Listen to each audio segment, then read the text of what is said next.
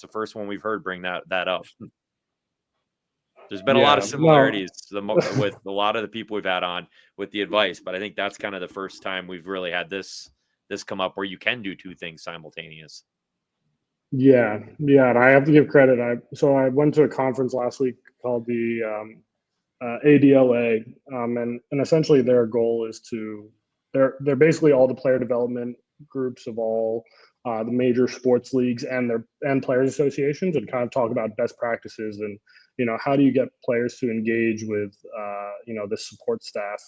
And that was the one thing that really stuck out to me. It was like, they're like, there are studies done, like the best players are preparing themselves off the field. They have a good balance.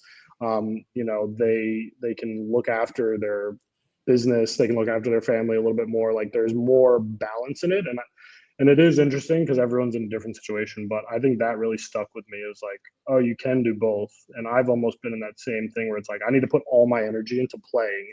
I can't even think about what comes after. But that's a mistake, and you need to make sure that you can have time for both. Yeah, because I mean, you guys as pro athletes know you got a window, right?